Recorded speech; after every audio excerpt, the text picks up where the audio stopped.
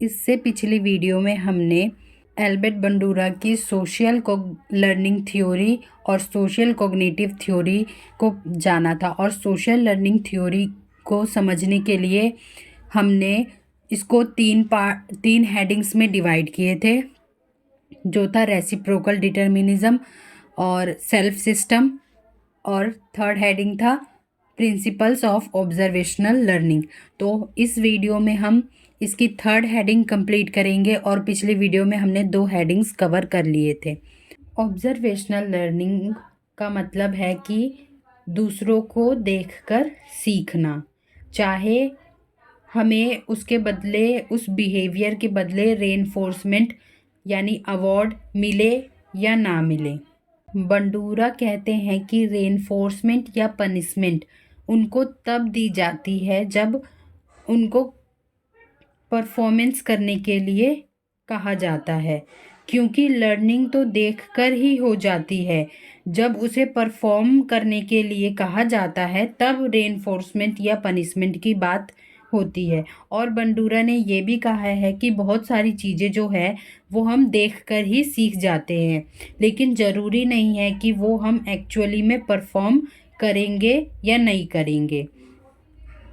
For example, हमारे आसपास बहुत सी ऐसी चीज़ें होती है जिनसे हम कुछ सीखते हैं, बट ऐसा ज़रूरी नहीं है कि हम उसे अपने लाइफ में एक्चुअली में प्ले कर रहे हैं या नहीं कर रहे हैं। जैसे हम कईयों को ड्रिंक करते देखते हैं, तो ज़रूरी तो नहीं है हमने उसको ड्रिंक करते हुए देखा तो हम भी करने लग गए, नहीं। वो हमारे ऊपर डिपेंड करता है कि हम करेंगे या नहीं करेंगे। यही चीज़ समझने के लिए एल्बर्ट बंडूरा ने एक एक्सपेरिमेंट किया था। उसका नाम था Bobo doll behaviour a study of aggression. इस पूरे एक्सपेरिमेंट का नाम था। इसे हम बोबोडॉल एक्सपेरिमेंट के नाम से भी जानते हैं।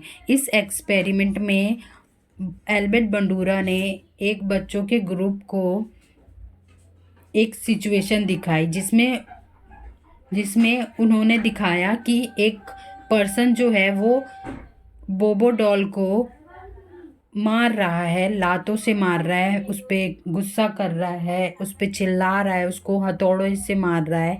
ये चीज़ें बच्चों को दिखाई। बोबो डॉल आपको पता ही होगा, वो डॉल होती है जो एक ओवल आकार की डॉल होती थी और उसके नीचे एक वेट रखा होता था, जिसको हम मतलब धकेलते थे तो वो वापस खड़ा हो जाता था। वो वाली डॉल थी वो। और तो फिर उन्होंने क्या किया, उसी रूम में बच्चों को छोड़ दिया खेलने के लिए।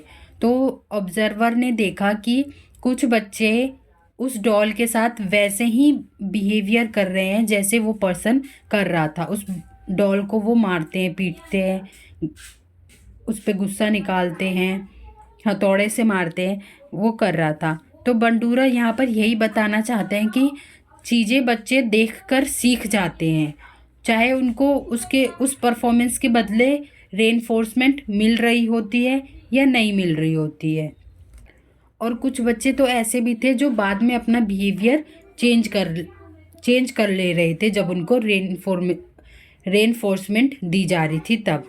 बंडूरा ने इस फिनोमिना को ऑब्जर्वेशनल लर्निंग या मॉडलिंग का नाम दिया और इस थ्योरी को सोशल लर्निंग थ्योरी कहा। बंडूरा ने यहाँ कुछ स्टेप्स बताए हैं कि हम कैसे किसी बिहेवियर को देखकर सीख जाते हैं। जो पहला स्टेप है वो है अटेंशनल प्रोसेस, मतलब सीखने के लिए अटेंशन यानी ध्यान देना ज़रूरी है। जो कुछ भी हम ध्यान लगाकर सुनते हैं, मतलब ध्यान लगा के सुनते हैं तो वो हमें याद हो जाती है, वो हम जल्दी सीख जाते हैं। और जो कुछ भी हमारा ध्यान भटकाती है वो हमारे ऑब्जर्वेशनल लर्निंग पर नेगेटिव इफ़ेक्ट डालती है। जैसे मतलब हम नींद में हैं अगर, या हम नशे में हैं, या हम सुस्त हैं, बीमार हैं, या हाइपर है, तो ये सब चीज़ें हमारे नेगेटिव इफ़ेक्ट डालती है हमारे ऑब्जर्वेशनल लर्निंग पर। और सेकंड स्टेप्स बताए हैं उन्होंने, रिटेंशनल प्रोसेस, यानी इंफॉर्मेशन स्टोर करने की एबिलिटी।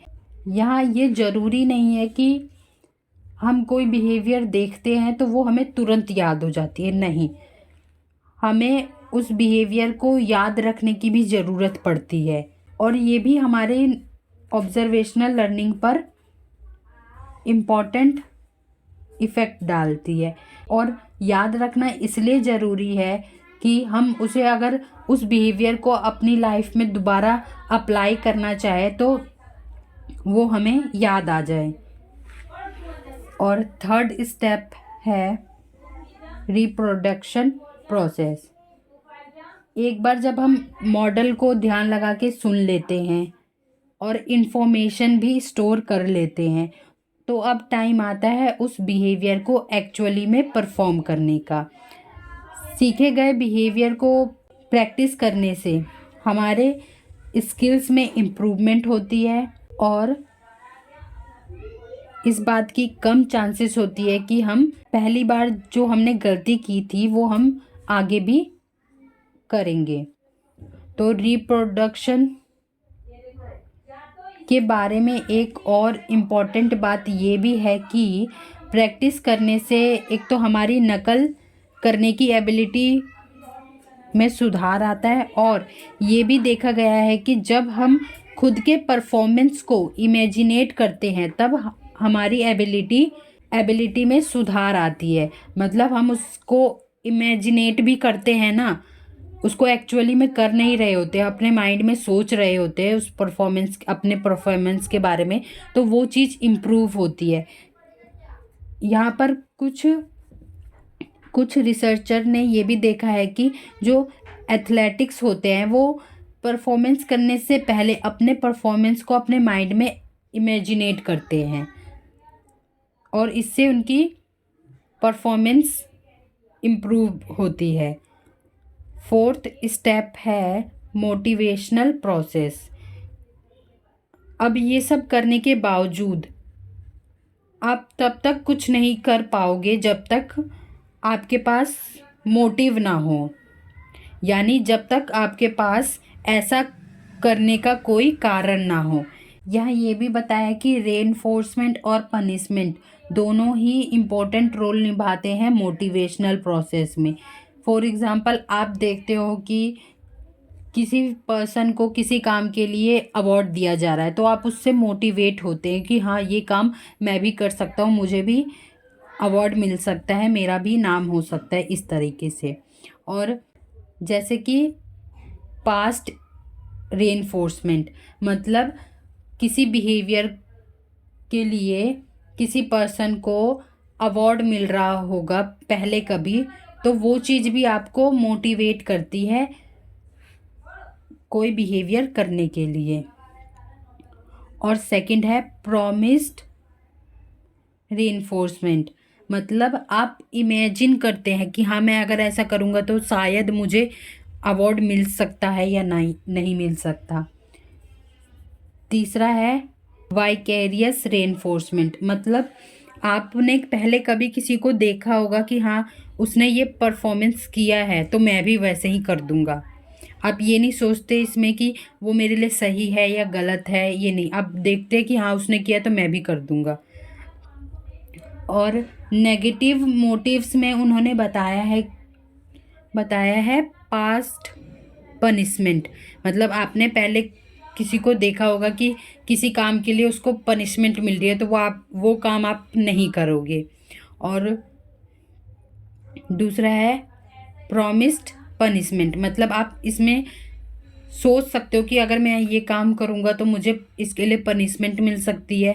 और वही थर्ड है वाइकेरियस पनिशमेंट, मतलब आपने पहले कभी देखा होगा कि इस काम के लिए उसको पनिशमेंट मिला था तो मैं क्यों करूं, आप भी नहीं करोगे उस काम को, चाहे वो आपके लिए अच्छा हो और उसके लिए ख़राब हो। अब जानते हैं वाइकेरियस लर्निंग के बारे में कि क्या होता है ये। वाइकेरियस लर्निंग और ऑब्जर्वेशनल लर्निंग दोनों सेम है। मतलब ऑब्जर्वेशनल लर्निंग क्या है कि हम दूसरों को देखकर सीखते हैं, और वाइकेरियस लर्निंग भी क्या है कि हम दूसरों को देखकर सीखते हैं। बस इन दोनों के बीच में डिफरेंस बस इतना है कि ऑब्जर्वेशनल लर्निंग में हम देखते हैं और बिहेवियर करने से पहले सोचते हैं कि मुझे ये बिहेवियर करना चाहिए या नहीं करना चाहिए, बट इसमें हम जो देखते हैं वही करते हैं बिना सोचे समझे। जो हम देख रहे हैं वही हम करने लग जाएंगे,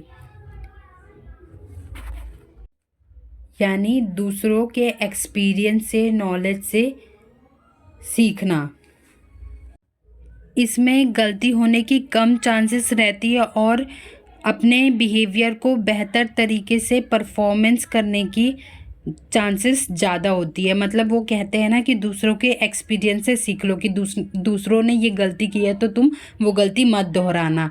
अगर कोई पर्सन किसी चीज़ को अचीव करने के लिए कोई काम कर रहा है तो आप भी उस चीज़ को अचीव करने के लिए वो गलतियां नहीं दोहराएंगे जो उस व्यक्ति ने दोहराई थी। आप जो उस व्यक्ति ने प्रोसेस किया था और जो सही था आप वही काम करोगे, आप गलती वाली चीज़ों को नहीं करोगे। अब देखते हैं इसके इवैल्यूएशन को कि इस थ्योरी में क्या सही था क्या गलत था। इसके जो टर्म्स थे इस थ्योरी के वो बहुत ही क्लियर थे और ये एक यूज़फुल थ्योरी थी। और इसमें ये भी बताया गया है कि विदाउट रीइंफोर्समेंट के भी हम लर्निंग कर सकते हैं। इनका जो लिमिटेशन था वो ये था कि इन्होंने बायोलॉजिकल प्रोसेसेस और फैक्टर्स पर कम ध्यान दिया है।